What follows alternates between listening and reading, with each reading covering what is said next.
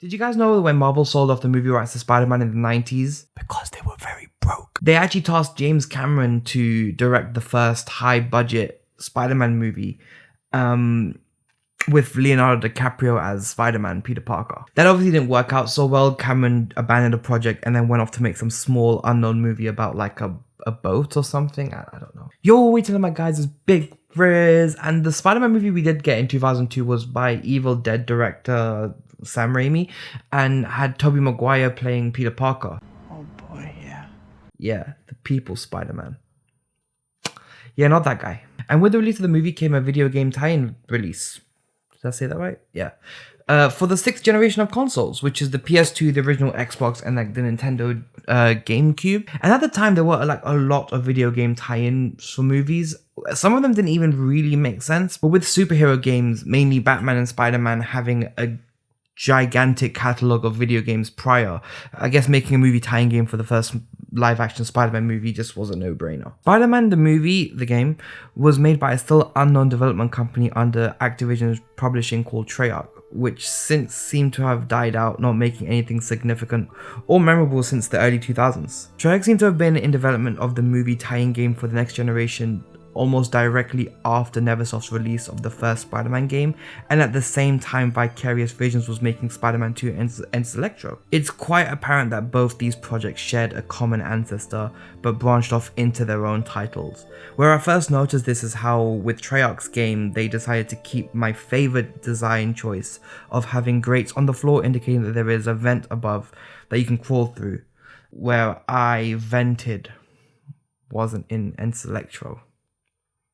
Yeah, you can click off the video now, I'm sorry. With the game being tied to the movie, not only are the designs for both Spider-Man and the Green Goblin shared with their movie adaptations, but Tobey Maguire and Willem Dafoe reprised their roles in the game as well, and how do I put this? Willem Dafoe's a great actor through and through and gave a really good voice acting performance, where Tobey clearly was just there because he was contracted to do so. Actually, I know I'm adding runtime in saying this, but the 3 main protagonists in all 3 of those movies were just horrible. The reason why those movies are as good as they were and why they had such a cultural significance is not because of Tobey.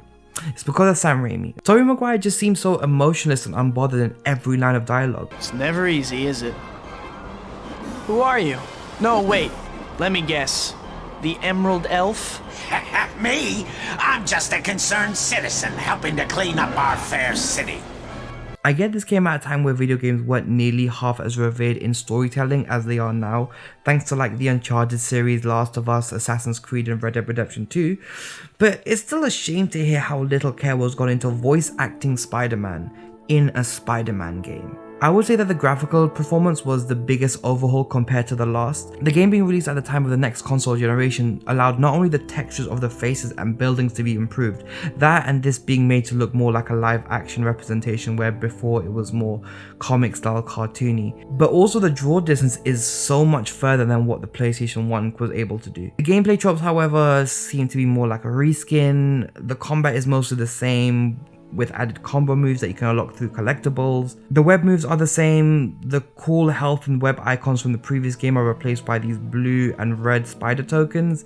Yeah, even organic web Spider-Man has to run out of webs in this game. The third collectibles are these golden spiders that are often hidden behind either secret areas or puzzles, which either unlock a new combo move or upgrades to the original web fist or web dome, which that's pretty cool. The swinging still sucks, but allows you to swing in a single direction perpetually, and there's no need for buildings, bro. You got Uncle Ben up there holding the webs for you, bro. Look at this guy, bro. He's not swinging, he's not holding on to anything, bro. And along with the spider compass returning, it's paired with a new height meter which will show you how high or low you have to get to your destination. Like the games prior, this game follows a linear level by level path, with each mission in the game following a handful of standard tropes for video games. There are your traversal missions that put the compass and height meter to good use, and in the first level there was a secret side event where you help a lady from getting mugged on a rooftop, and after she tells you that she lost her purse on a different rooftop, you have the option to go to nearby rooftops and find her purse and return it. This was kind of disappointing as there was no real rewards from this other than adding to the point system at the end of each game,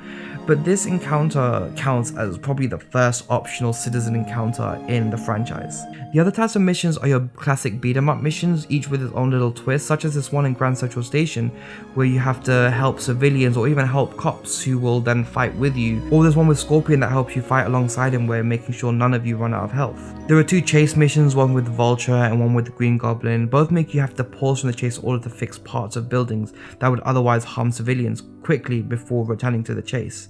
The game introduces a couple of stealth missions that advise you to stay hidden in either on the ceilings or in shadowy parts of the rooms, and you'll know that you're hidden when you see your face icon go into dark mode. There is no interesting ways to take down enemies while in stealth, which makes any form of engagement lead to normal combat sections, but in the dedicated stealth mission close to the end of the game, it justifies not engaging with anything as the security bots are super OP and leave you little to no chance of winning. Each section of the game leads to a boss battle. At first you find Uncle Ben's killer in a warehouse, and then you have to fight him while using a shotgun and flashbang. You chase Shocker through that's a tongue twister. You chase Shocker through Grand Central Station into the sewers where you have to avoid his blast as you go down some train tunnels. You then go after his accomplice Vulture, who throws bombs at you as you scale the Chrysler building, and when you reach the top you have an aerial battle with him. You help Scorpion after Norman Osborn mistakes him for Spider-Man for possessing arachnid DNA also, and sends robotic spiders after him, but his paranoia causes him to attack you back again in Grand Central Station, but at night this time. You then have your first encounter with the Green Goblin where you have to save Mary Jane.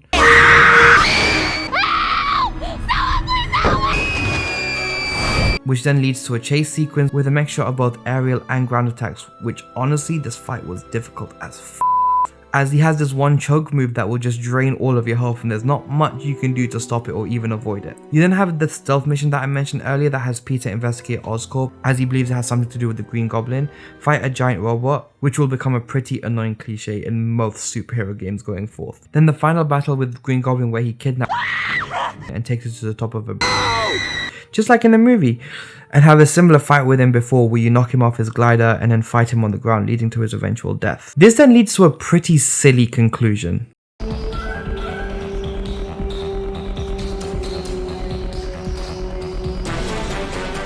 Mr. Osborn, why? Surprised? Yes, I suppose you would be. But the best surprise is still to come.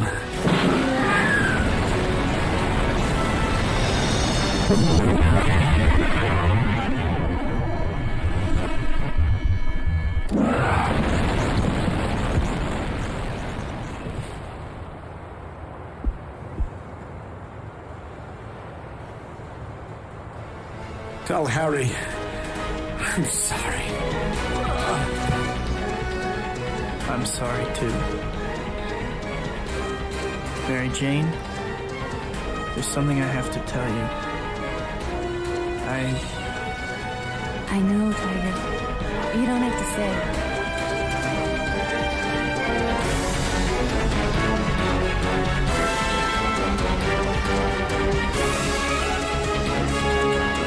Yeah, that's my life. Complicated. Looks like you're done now. Go outside and play. Like seriously, you just find out that Harry's father is the Green Goblin who's been trying to kill you and Mary Jane this whole time, and your response is, yep, pretty weird. Before I get to my conclusion, I want to talk about some of my favorite and not so favorite things about this game. To start, like with the previous game, there is a training mode which is narrated by Sam Raimi's best friend Bruce Campbell. Greetings. Welcome to the tutorial. Well, I don't actually know if they were best friends, but you have to be the best of buddies if your friend allows you to say the word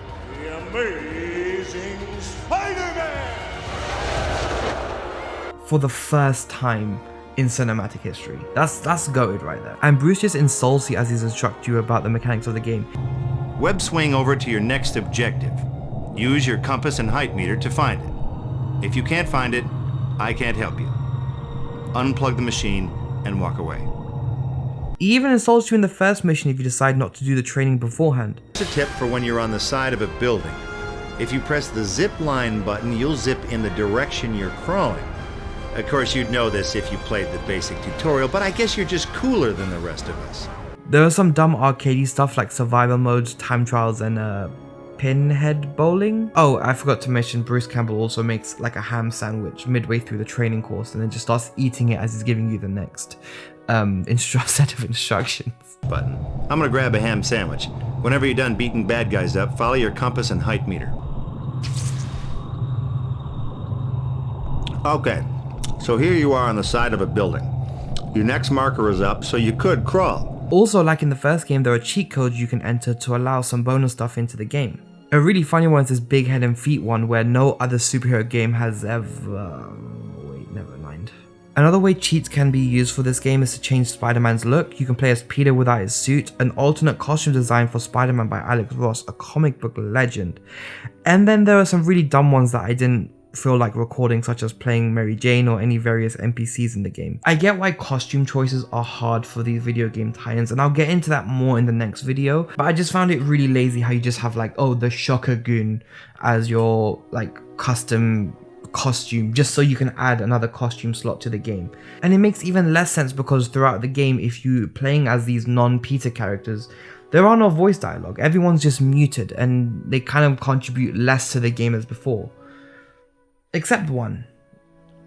When you play as the Green Goblin. If you complete the game on hard or just do what I did and enter the cheat, you can play the game again as the Green Goblin, set after the events of the original game as Harry Osborn, voiced by Josh Keaton, who was actually supposed to voice Spider-Man in this game if Tobey Maguire didn't agree to do so, which is why a lot of his lines are identical to Tobey's throughout the playthrough, but then went on to voice Spider-Man in the best cartoon ever made for the character.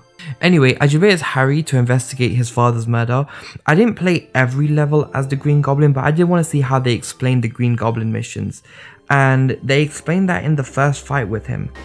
Your father hired me to kill Spider-Man.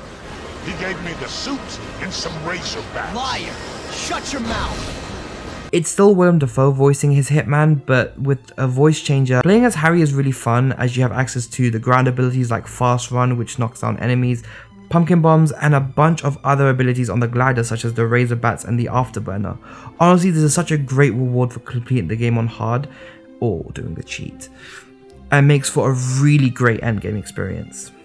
My camera died while I was doing the conclusion, so I was letting it... No, it didn't even die, it overheated, so I had to let it like cool down, charge while I'm editing the video.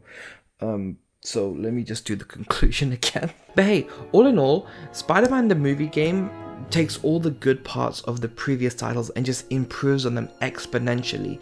And this is a good credit to Treyarch because as a first Spider-Man attempt, they made a sequel that was so exponentially better that it took this overall solid game and just made it obsolete and sort of forgotten about, because this was considered to be the best superhero game since, well, this, and even since then, the best Spider-Man game since, well, this.